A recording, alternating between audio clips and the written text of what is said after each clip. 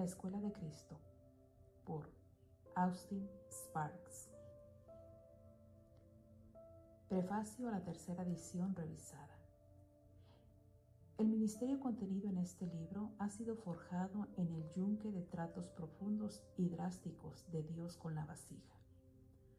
No solo es doctrina, es experiencia. Solo aquellos que realmente hablan en serio con Dios harán el esfuerzo exigido para leerlo. Para tales, 2 palabras de consejo pueden ser útiles. En primer lugar, trate de recordar a todo lo largo que la forma hablada se mantiene.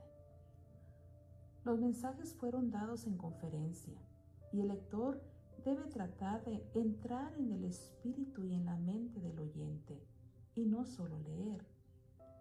Al hablar, el mensajero podía ver los rostros que tenía delante, lo que le pedía repetición, énfasis o un esclarecimiento más completo.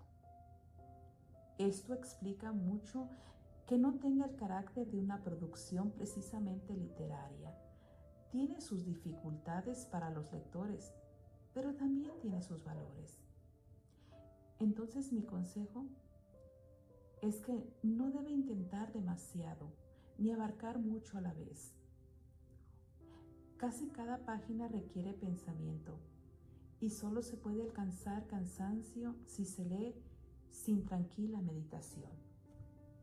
De todos los libros que se han publicado de este ministerio, considero este como el que va más profundamente a las raíces y fundamentos de nuestra vida en Cristo con Dios. Que Él haga que su lectura resulte en una mejor comprensión del significado de Cristo. Capítulo 1. El fundamento de la educación espiritual. Vamos a comenzar leyendo los siguientes pasajes. Ezequiel 40, 2 al 4. En visiones de Dios me llevó a la tierra de Israel y me puso sobre un monte muy alto, sobre el cual había un edificio parecido a una gran ciudad hacia la parte sur. Me llevó allí y he aquí un varón cuyo aspecto era como aspecto de bronce y tenía un cordel de lino en su mano y una caña de medir. Y él estaba a la puerta y me habló aquel varón diciendo: Hijo de hombre, mira con tus ojos y oye con tus oídos y pon tu corazón a todas las cosas que te muestro, porque para que yo te las mostrase has sido traído aquí. Ezequiel capítulo 43, versículos 10 y 11. Tú, hijo de hombre, muestra a la casa de Israel esta casa, y avergüéncense de sus pecados, y midan el diseño de ella.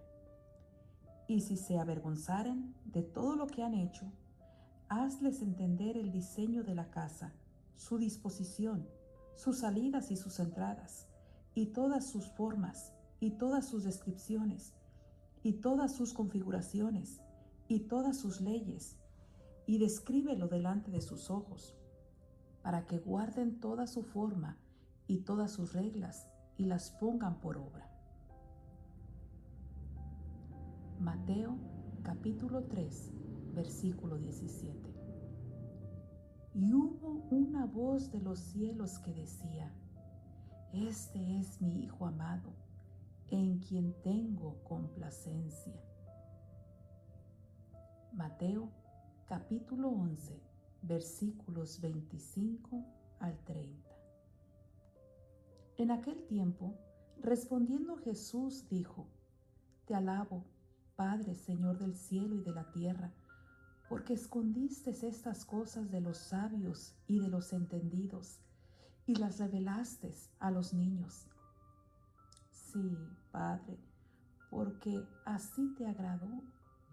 Todas las cosas me fueron entregadas por mi Padre, y nadie conoce al Hijo sino el Padre, ni al Padre conoce alguno sino el Hijo, y aquel a quien el Hijo lo quiera revelar.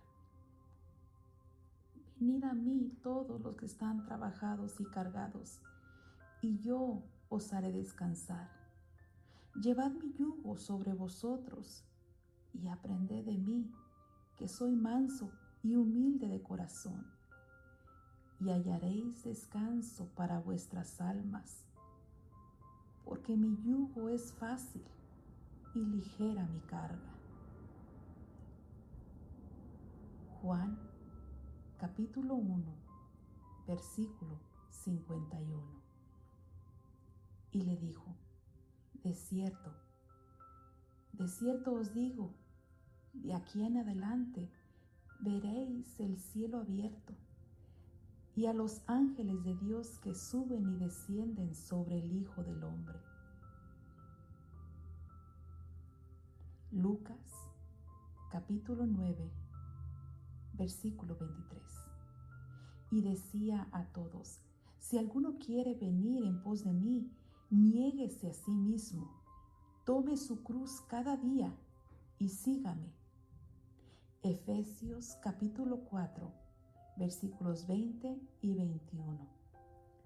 Mas vosotros no habéis aprendido así a Cristo, si en verdad le habéis oído y habéis sido por él enseñados conforme a la verdad que está en Jesús.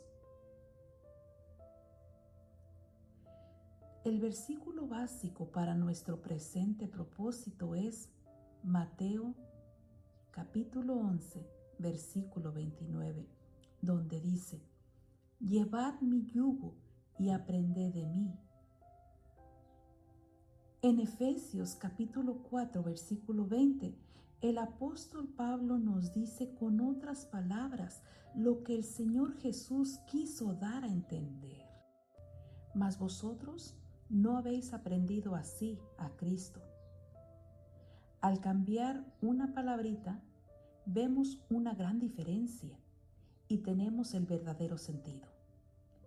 Mientras el Señor Jesús estuvo aquí, puso esto de manera objetiva, porque el tiempo subjetivo no había llegado.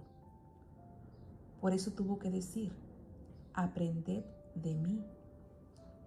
Pero cuando el tiempo subjetivo llegó, el Espíritu Santo guió al apóstol a dejar de lado el de y decir: aprendido así a Cristo. Estoy completamente seguro que muchos de ustedes discernirán inmediatamente cuál es la verdadera falla del cristianismo popular de hoy. Una especie de imitación objetiva de Jesús que no trae ningún provecho, mientras que aprender a Jesús nos lleva a total provecho.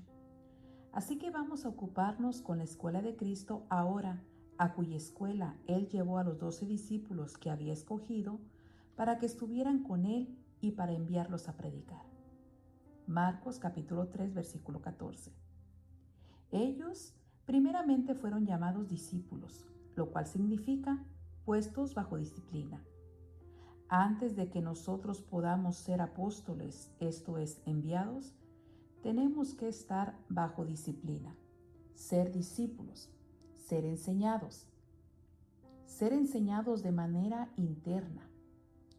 A esta escuela es llevado todo aquel que haya nacido de arriba, y es muy importante que comprendamos la naturaleza de la misma, qué es lo que vamos a aprender y los principios de nuestra educación espiritual. Primero se nos da un panorama objetivo de nuestra educación.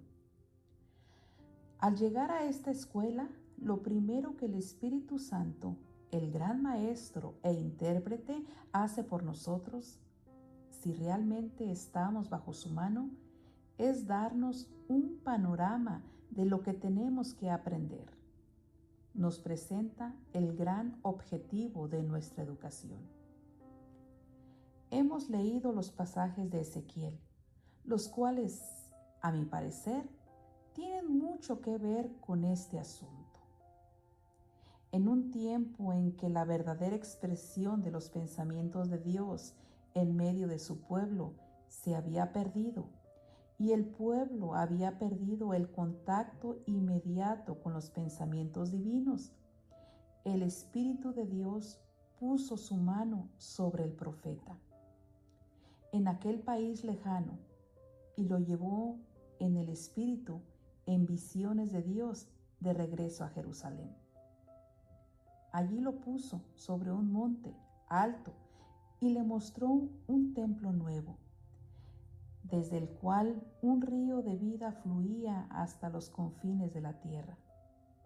Luego prosiguió yendo de lo general a lo más mínimos detalles e instruyó al profeta a que le mostrara a la casa de Israel, con la intención de recobrar la vida espiritual en conformidad a la amplia y detallada revelación del pensamiento de Dios, con la intención de que ellos, primero que nada, se avergonzaran.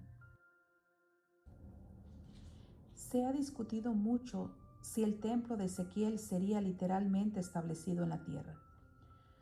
Nosotros no vamos a discutir sobre esto, pero hay algo sobre lo cual no debemos tener ninguna duda. Todo lo que Ezequiel vio tiene contraparte espiritual y cumplimiento en la iglesia, la cual es el cuerpo de Cristo. Espiritualmente, todo está en Cristo. El método que Dios usa con su pueblo para asegurar su plena expresión de su pensamiento es, primero que todo, presentar el objetivo perfecto. Esto fue lo que Él hizo cuando en el Jordán abrió los cielos y dijo: "Este es mi Hijo amado, en quien tengo complacencia".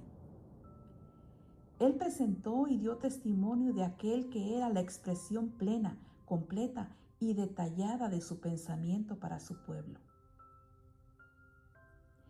El apóstol Pablo, en palabras familiares para nosotros, expresa el hecho: porque a los que antes conoció, también los predestinó para que fuesen hechos conforme a la imagen de su Hijo. Este es mi Hijo amado, en quien tengo complacencia. Conforme a la imagen de su Hijo, esta es la presentación, el testimonio y la declaración del propósito divino en relación a Él. Por eso, repito, el primer objetivo del Espíritu Santo es que conozcamos lo que está en la mira de nuestra educación espiritual, a saber que Él está por revelar a Cristo en nosotros, para después conformarnos a Él. Para aprender a Cristo, primero debemos ver a Cristo.